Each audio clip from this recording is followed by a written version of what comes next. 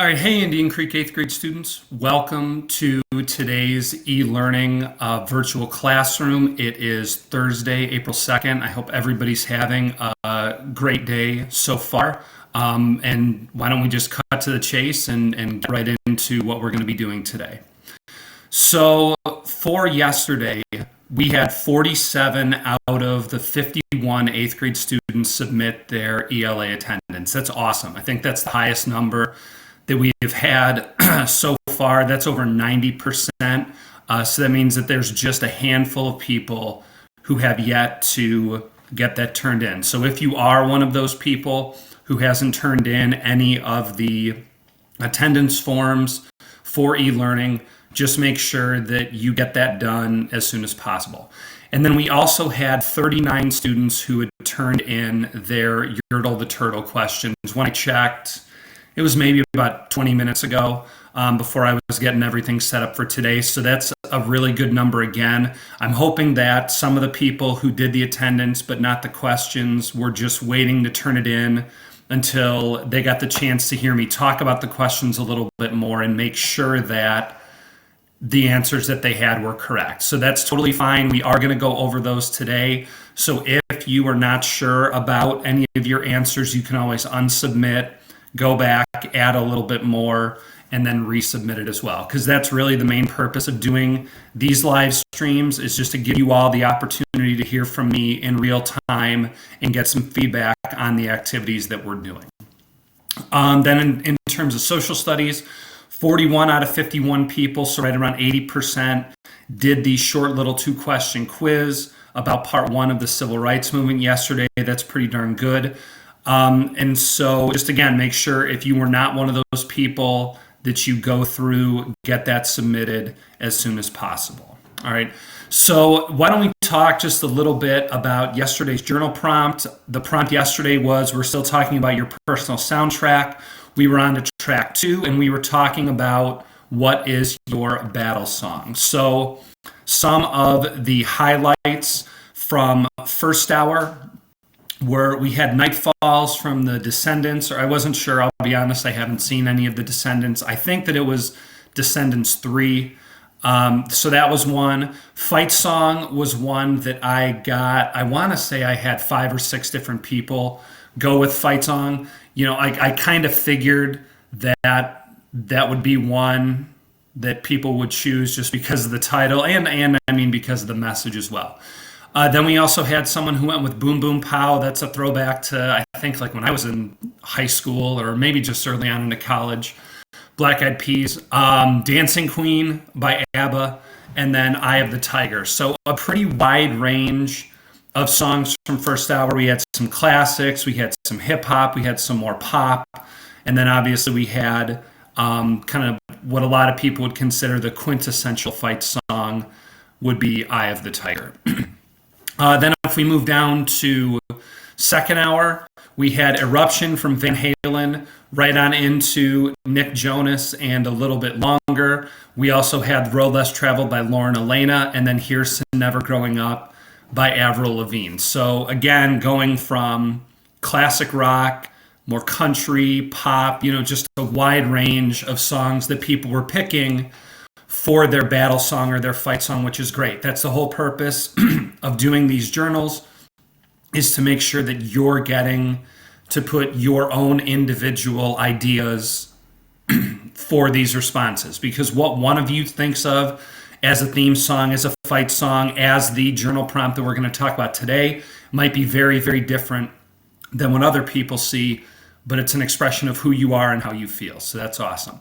And then finally, for third hour, we had Metallica with For Whom the Bell Tolls. We had Pocket Full of Sunshine with Natasha Bedingfield, Kelly Clarkson and Stronger, Bang Bang from Green Day, and then Sing for the Moment from Eminem. So again, a wide range. You got classic rock, pop, more like punk rock or alternative rock, and then a very, very famous rap song. So great range. And I will say as well, it seemed like a lot of people yesterday were going into more detail about why they chose the song that they chose, which is exactly what we want. I know I mentioned yesterday during the live stream, I don't just want my personal battle song would be blah, blah, blah, and then have that be the extent of your journal. So there were a lot more people who, even just adding another sentence or two about the way a song makes you feel, what it makes you think of, that's awesome. And that's what we want to keep doing. So those were yesterday's journal highlights. Now we can move into plan for today. We'll go over the journal for today. There is another Google form for attendance that was already shared out, so you can go fill that out. We will talk about the answers to the Yertle the Turtle questions.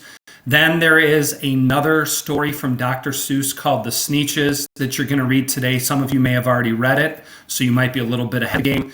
And then you're going to answer questions about it. Then we'll transition into social studies.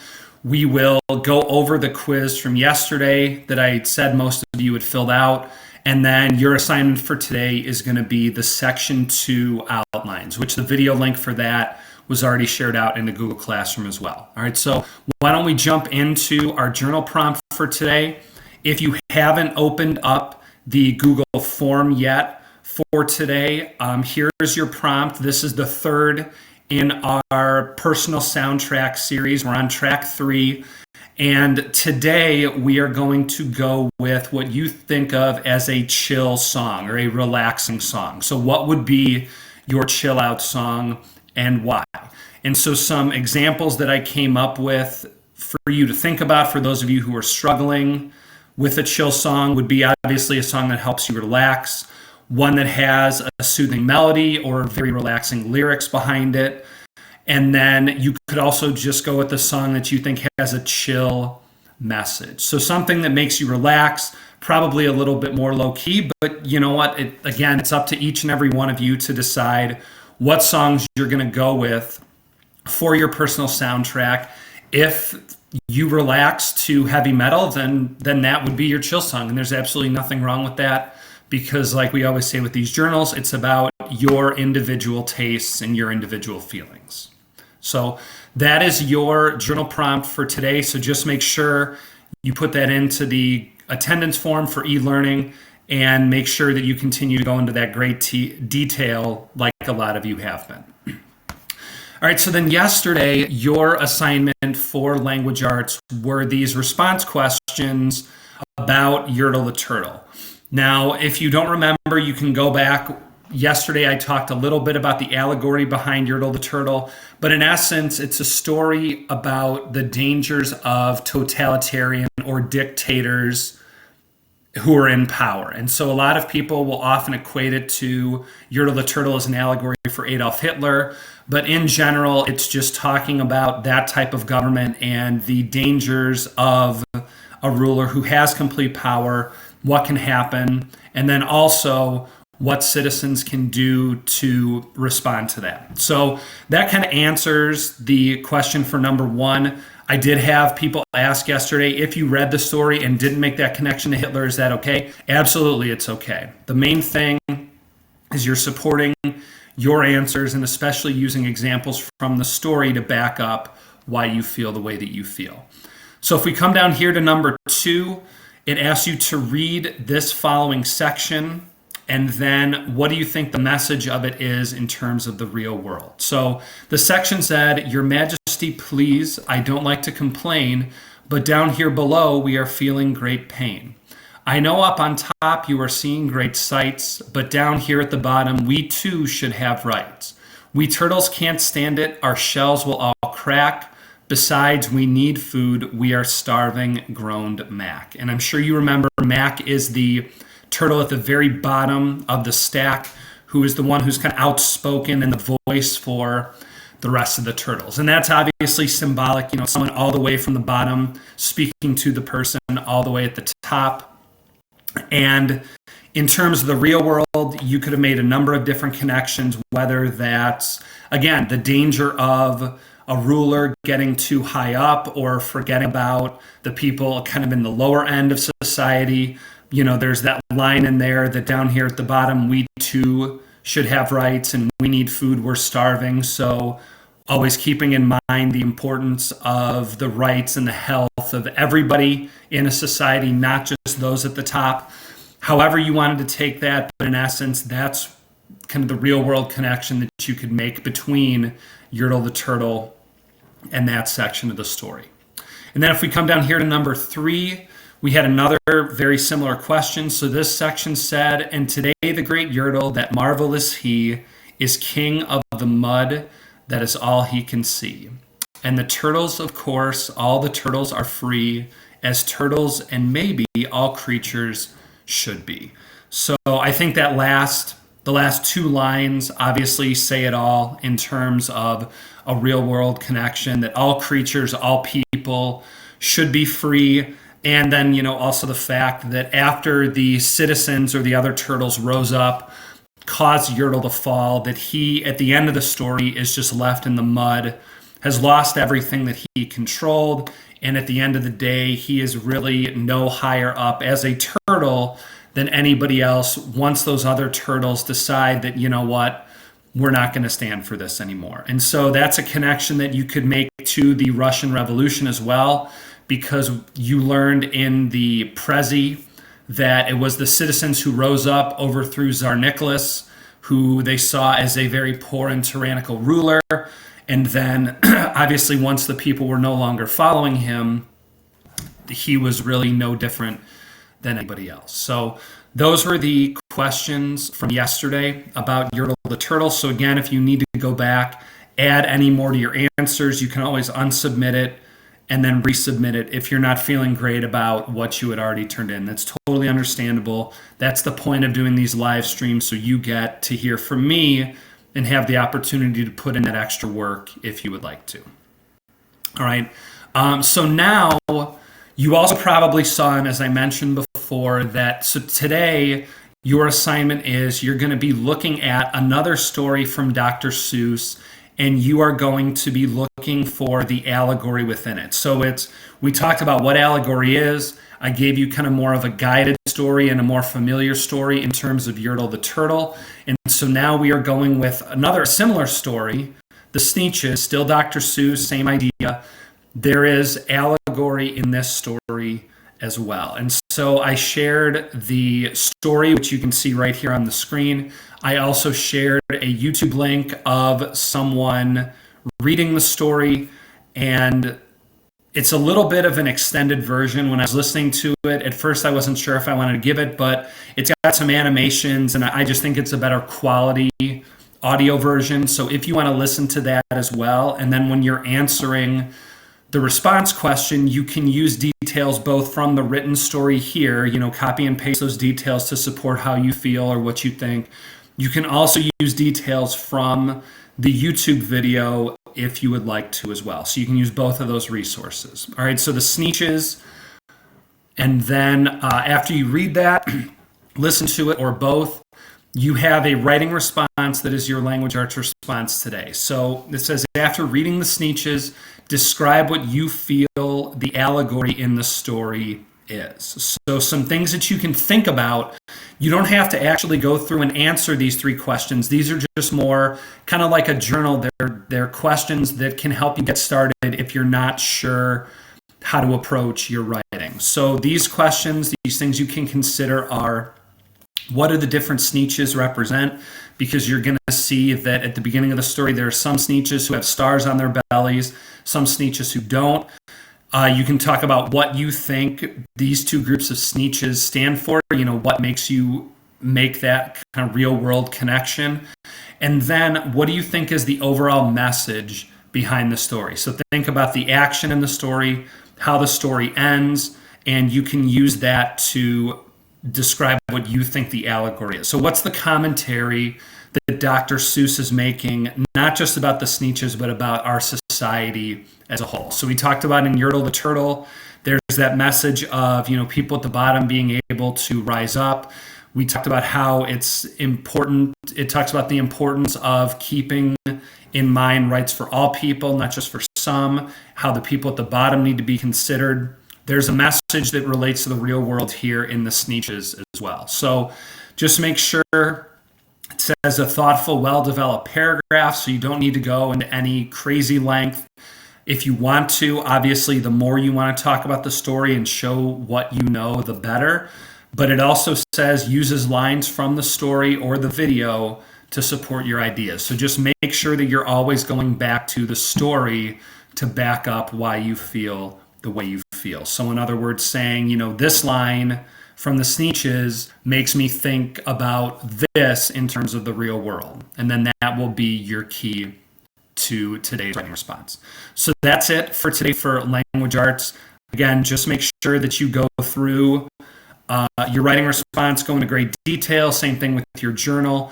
And then tomorrow we will talk about some of the highlights, some of what I thought were the really strong answers to this writing response. All right, so now let's transition over into social studies. So any of you who would like to open up well, first, actually, why don't we go over here? We'll talk about the civil rights quiz here. Looks like we still have 41 responses. Again, just waiting on a handful, which is fine.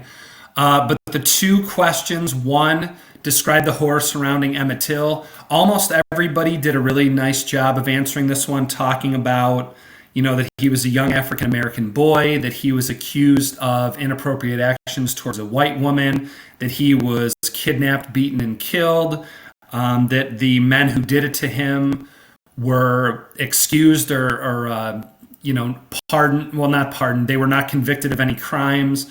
That his mother held an open casket funeral and really got a lot of attention around his death. And the fact that later on, the woman who accused him of what he had done admitted that she had lied about the whole thing. And then number two, which, if you watched the live stream yesterday, I really, really, really hope that I was clear about you needed to remember Brown versus Board of Education, because that was the name of the Supreme Court case. A lot of people used it in different forms: Brown versus Board, Brown versus Board of Education of Topeka, whatever it was. But that was the Supreme Court case that helped end segregation. So that was the quiz for yesterday. Today in the social studies classroom, I uploaded another attendance form. It's a very simple check mark. It's either yes or no. And the only question is, have you done your Section 2 outlines, which is your assignment for today?